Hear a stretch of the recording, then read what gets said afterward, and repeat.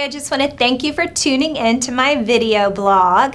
I'm so glad that you stopped by to listen. I'm only going to take a few minutes of your time, but I wanted to talk to you today about your self-worth.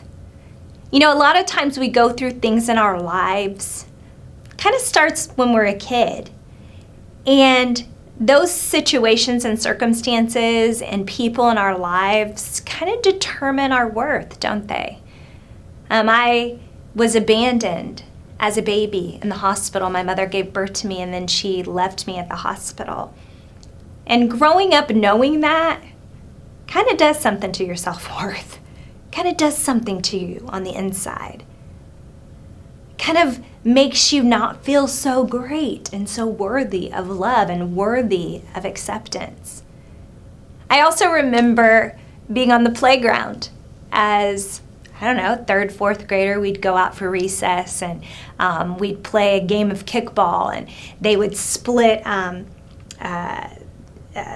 two teams would play, and they'd have two captains, and the one captain would start choosing the kids. And you know, I was never the captain. I was always standing on the side hoping and waiting to get chosen, right?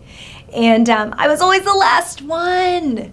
Ugh, it's the worst feeling to be the last one to get chosen. It's awful. But even things like that, man, tells you you're not worth a whole lot. Well, I did suck at kickball, and I was the smallest person in the classroom, and I was horrible at kickball. So that kind of explains it, but it does something to your worth. It kind of like wrecks you a little bit and doesn't make you feel so great. What happens is we carry those things, and you know, I don't know your story.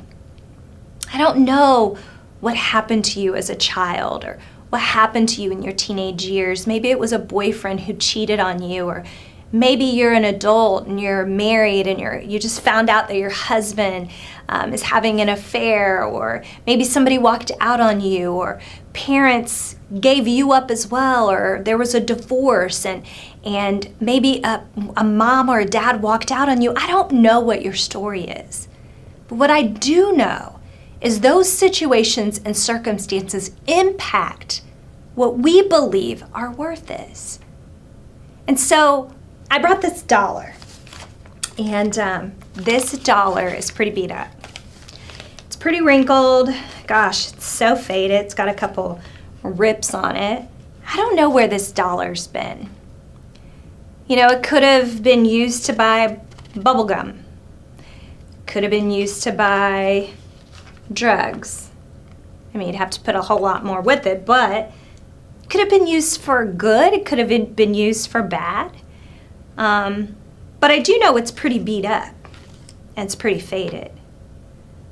What I know about this piece of paper is that wherever it's been and whatever exchange was made with it, it's still worth $1.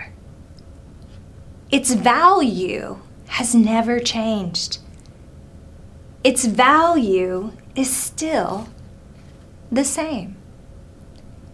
And that's my message for you this morning or this day. I want you to know that no matter what you've been through in your life, no matter how dark, no matter how horrible, no matter who's walked out of your life or who's stepped into your life, no matter what life has looked like, you are worth big things in the eyes of God. You are. And I don't want you to forget that. I want you to take that message this week, and I want you to begin to meditate and think on the fact that you are so valuable, that what people have said about you, the things that have happened to you, does not determine your value. You are valuable. You are uniquely created and uniquely designed, and you are God's. And He's crazy about you, and He puts His stamp of approval on you, and He says what you're worth. that you're worth His love and you're worth it all. And He wants you to know. And my desire for you is to understand that you're worth God's love. I want to challenge you this week. Meditate on your worth. Thank you for listening. I hope that you tune back in next week for my next vlog. We'll be posting them, and I want you to tune in, and we'll see you next week.